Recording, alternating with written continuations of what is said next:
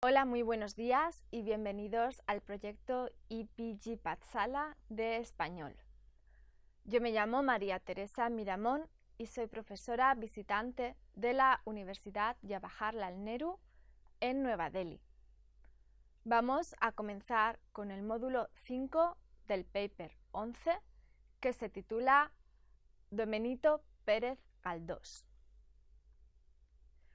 El resumen de este capítulo, o el objetivo, es tener una breve idea de la vida de Benito Pérez Galdós, entender su estilo de escritura y los rasgos esenciales que caracterizan su obra, echar un vistazo a su trayectoria literaria y prestar atención especial a una de sus obras más destacadas, Doña Perfecta.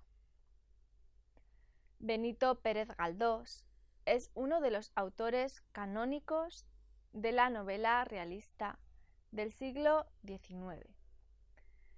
Es evidente el influjo de Balzac y Dickens en su obra. Abundan las descripciones pormenorizadas de personajes y paisajes en sus novelas. Los idealistas y los problemas de la clase burguesa forman el eje temático de su obra.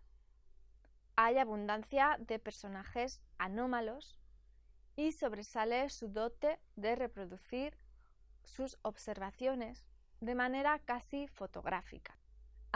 Respecto a su biografía, Benito María de los Dolores Pérez Galdós, novelista, cronista y dramaturgo español, nació el 10 de mayo de 1843 en Las Palmas de Gran Canaria.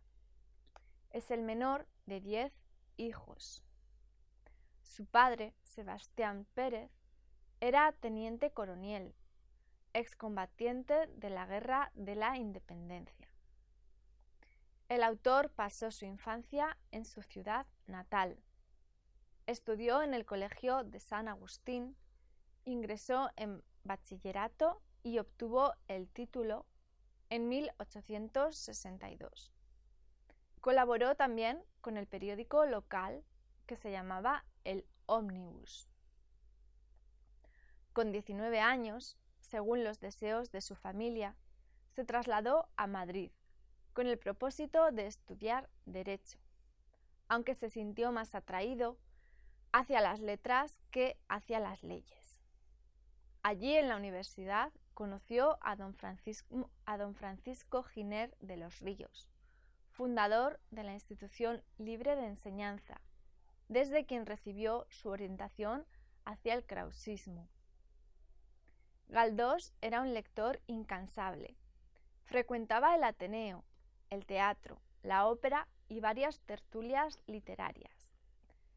Inició su carrera periodística en 1865 y en el Ateneo conoció a Leopoldo alias Clarín, con quien entabló una gran amistad.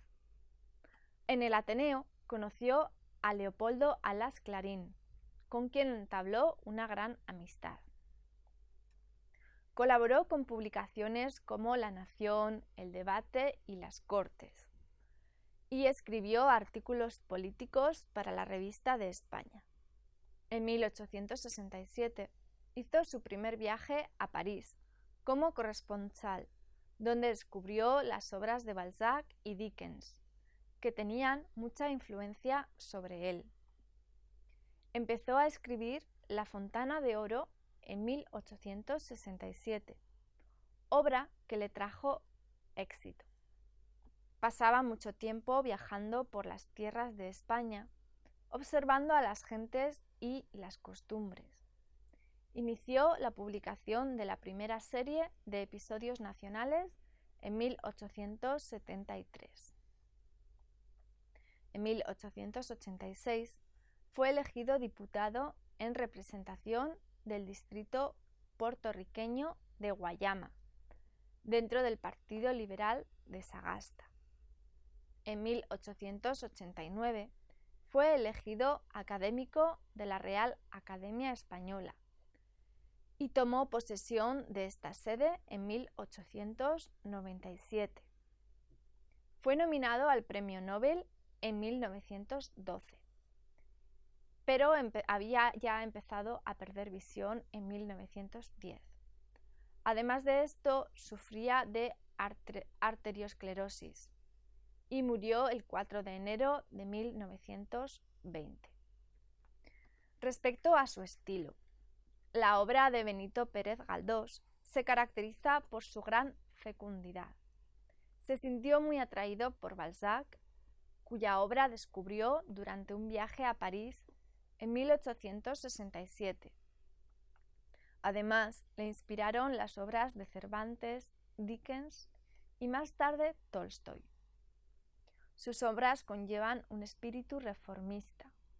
Galdós logró renovar el panorama de la novela con la apariencia de la Fontana de Oro en 1870, la fecha en que vino al foro la novela realista.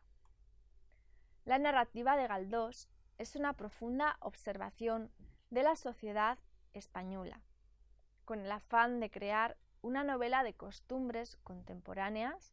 Sobresale su poder de observaciones. El autor se ve dotado de gran facilidad para reproducir sus reflexiones de manera casi fotográfica. Recurre a una técnica realista para recrear todo en los detalles más minuciosos. Destaca por ser un cronista de calidad destacada. Como en toda novela realista, la obra de Galdós se preocupa por los problemas y las actuaciones de la sociedad española. Hay una clara intención de acercar la realidad y representarla tal y como es. Sus obras se tratan de la vida cotidiana. Intenta reproducir lo más fielmente posible el ámbito real. Nos habla no solo de la realidad externa, sino de la intimidad de los entes ficticios también. Proporciona descripciones prolijas de las personas, objetos, entorno y los paisajes. Los personajes secundarios también se ven perfilados en detalles más minuciosos. Describe con todo detalle las vivencias, las viviendas, las calles y los paseos en que transcurre la acción. La mayoría de las narrativas se desarrollan en el ambiente de Madrid, que refleja la vida urbana. Sobre todo, su visión se concentra en la burguesía madrileña. Galdós representa la vida rural de manera satirizada. Retrata no solo las características individuales de los seres de la sociedad, sino que retrata el comportamiento de la sociedad en colectivo también. Retrata a muchos de estos seres como tipos característicos. A veces vuelve su ojo hacia el inframundo de la miseria. Presta mayor atención a las inflexiones y el tono de la lengua hablada. La representa en toda su naturalidad. El tono de este lenguaje coloquial varía según las personalidades, lugares o clase social del hablante. Representa las peculiaridades lingüísticas que pertenecen a cada región. Refleja la realidad cotidiana de manera fiel, recurriendo a expresiones o tonos coloquiales. Por lo general, la voz narradora adopta un tono culto más cuidadoso. El lenguaje coloquial proporciona una autenticidad a los diálogos de los personajes.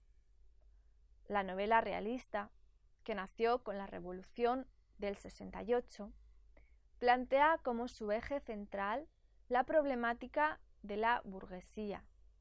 Toma una postura de defensa de los valores burgueses. De la perspectiva desde una lente burguesa, lo cual no significa una miopía en cuanto a los defectos de la misma. Ofrece una crítica de este mundo desde dentro. Los ejes temáticos giran en torno a los ideales y problemas de la clase burguesa. Estos ideales encarnan la aspiración a reformar las estructuras sociales. Se perfila como el burgués progresista. La clase media se ve protagonizando sus novelas. Ocupa un puesto exaltado la figura del héroe positivista, representado la clase media se ve protagonizando sus novelas. Ocupa un puesto exaltado la figura del héroe positivista, que es el representante del defensor del progreso. Además, hay una clara denuncia de la aristocracia decadente, que se ve como parasitaria. Sus postulados iniciales van transformándose a lo largo de su vida. Como ocurre con los seres reales, la psicología de los personajes va evolucionando con el cambio de las circunstancias. Muchos de los mismos personajes aparecen en varias obras, reforzando un sentido de la continuidad. El autor también introduce algunos personajes reales en la trama para acercar el mundo novelesco al mundo real. Abundan personajes ridículos a los que atribuye una característica peculiar, como por ejemplo la repetición de una misma frase. Retrata miles de variaciones sutiles en el carácter de sus entes ficticios.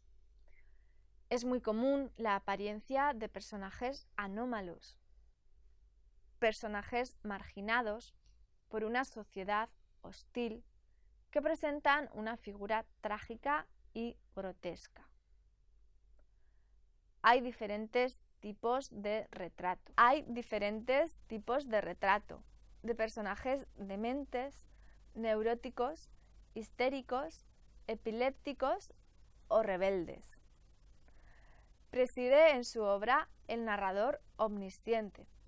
A través de este narrador llegamos a saber los detalles íntimos de la vida de los personajes. Conoce desde muy cerca de cada aspecto de la vida de los entes. A veces adopta la técnica de narrar un suceso como si alguien se lo hubiera contado, y en otros lugares transmite la historia como un testigo.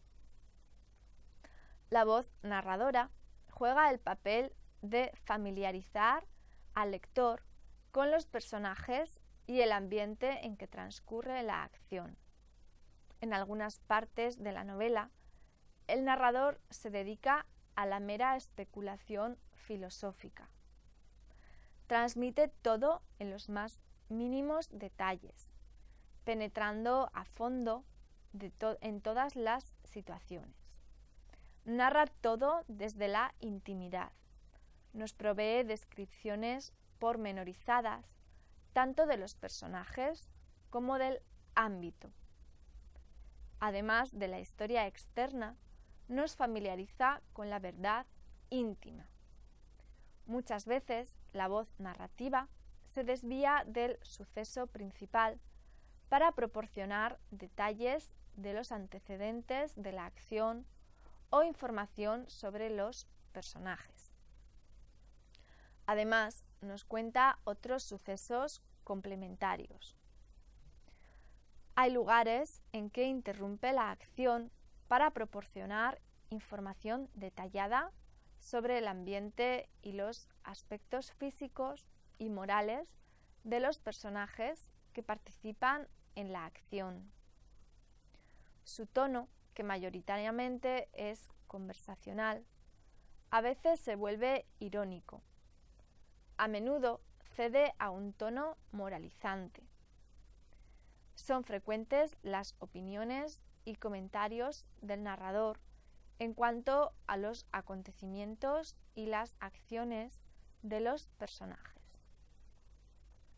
En unos lugares, el autor recurre a la técnica autobiográfica. En otros se ve una combinación de la primera persona con la voz del narrador.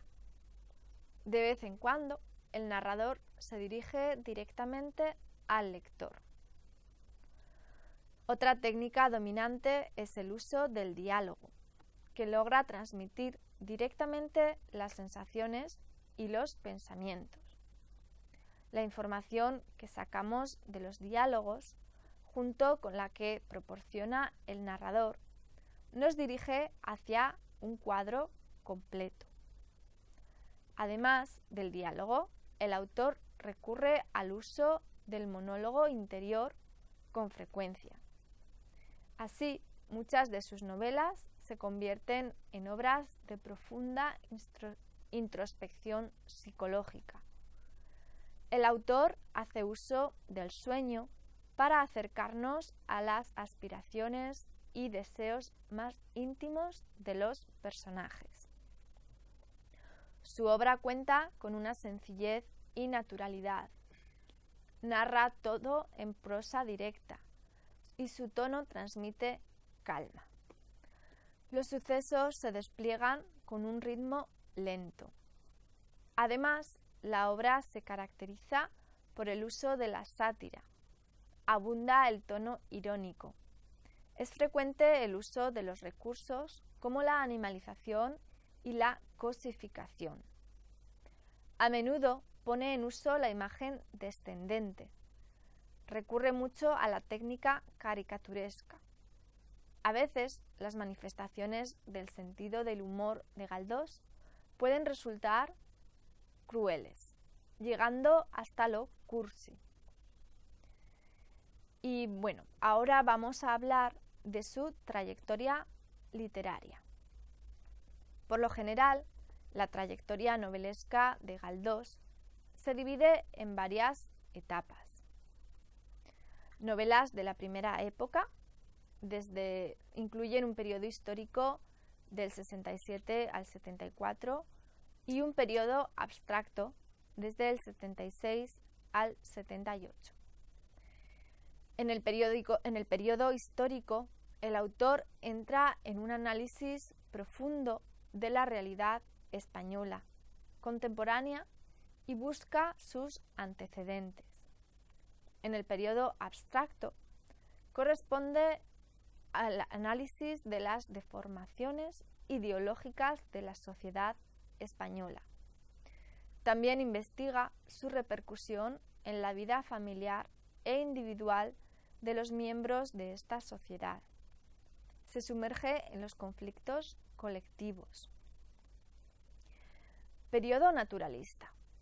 Abarca desde 1881 a 1885.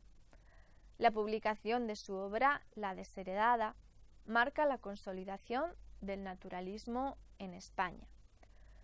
Sobre todo, marca el inicio del periodo de plenitud del autor. Aunque es evidente el influjo de la estética de Zola, Galdós logra forjar su propia visión. En su obra no aparecen los aspectos demasiado pesimistas y agresivos, y la acción se centra en la vida urbana, sobre todo en Madrid. Periodo de interiorización de la realidad, que va desde el 86 hasta el 92. En este periodo se destaca por la publicación de su novela Fortunata y Jacinta. Nos muestra la intimidad de los personajes y se ve una interiorización de la acción. Periodo espiritualista.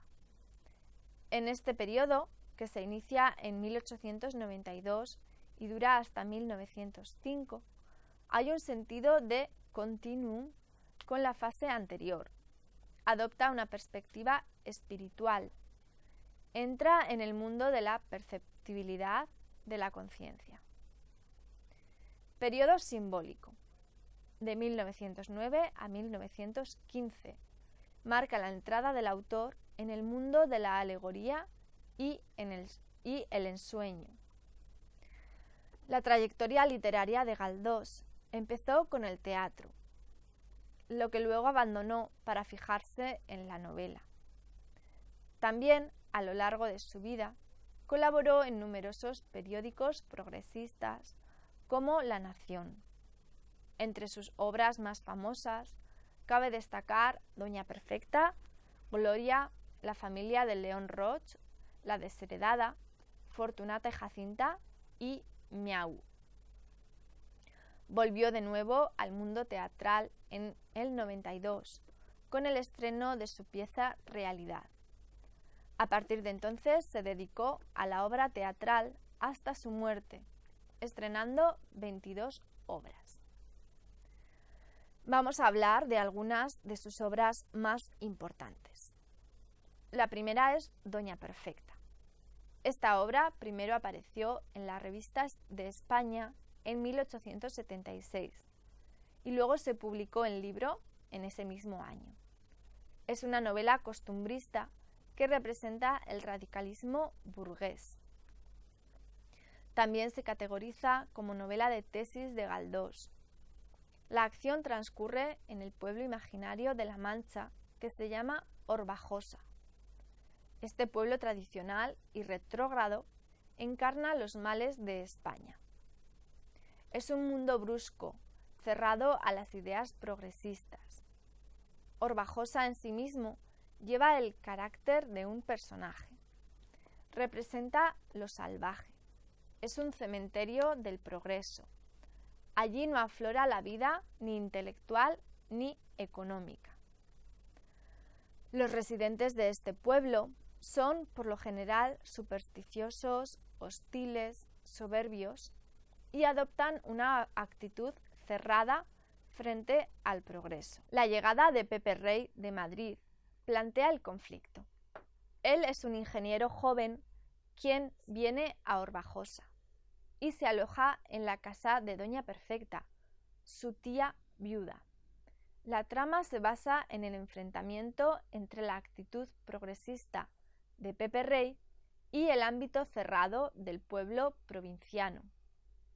Doña Perfecta encarna la intolerancia y la inflexibilidad. Simboliza la intolerancia religiosa y civil. Don Inocencio es el cura del pueblo anclado en la tradición. Es el consejero espiritual de Doña Perfecta. Desde el inicio hay un choque entre las ideas conservadoras y ortodoxas del cura y las ideas progresistas de Pepe Rey.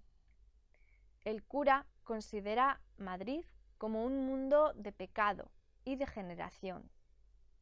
Pepe Rey se enamora de Rosario, la hija de Doña Perfecta, y este amor se ve correspondido por la joven. Rosario es una chica frágil y enfermiza, completamente bajo el control de su madre tiránica. Además, don Inocencio, el cura, quiere que Rosario se case con su sobrino, el abogadillo Jacinto, hijo de su hermana María Remedios. El matrimonio de Pepe Rey con Rosario había sido idea del padre de Pepe Rey, aprobada por su tía Doña Perfecta, y al principio recibe a su sobrino con cariño. Pero después se vuelve hostil hacia él por la influencia del cura. Las hostilidades que estallan entre la tía y el sobrino resultan en la expulsión de Pepe Rey de la casa de Doña Perfecta. Pero él vuelve a medianoche a escondidas para hablar con Rosario. Doña Perfecta ordena al cacique del pueblo matar al joven madrileño y disfrazan el asesinato como un suicidio. Rosario se vuelve loca e ingresa en un manicomio. En esta novela, Galdós se sumerge en una España negra, entra en un mundo de lo infrahumano. No falta la crítica del fanatismo religioso. La religión se manifiesta en prácticas superfluas y supersticiosas. No se preocupa de la caridad ni de la justicia. Es una religión intolerante. Retrata una sociedad retrógrada. El joven madrileño encarna lo racional y el pueblo de Orbajosa encarna lo fanático. Vamos a hablar ahora de otra de sus novelas más importantes, que es Fortunata y Jacinta. La novela de Fortunata y Jacinta, dos historias de casadas, se publicó entre 1886 y 1887 y es una de las novelas cumbres del costumbrismo español. Se presenta un retablo de tres estratos sociales: alta burguesía, clase media y bajo pueblo. Refleja a la manera fiel las distintas clases sociales. Nos desvela una profunda introspección psicológica de los personajes principales. Refleja de manera fiel las distintas clases sociales. Nos desvela una profunda introspección psicológica de los personajes principales, enterándonos de su mundo íntimo. Recrea de manera fiel los ámbitos madrileños. La novela nos proporciona minuciosos detalles de los antecedentes de los personajes y los sucesos, además de dar amplia información sobre las familias principales. Galdós, de nuevo, entra en el mundo de la miseria, dibujando las facetas más degradadas de la vida.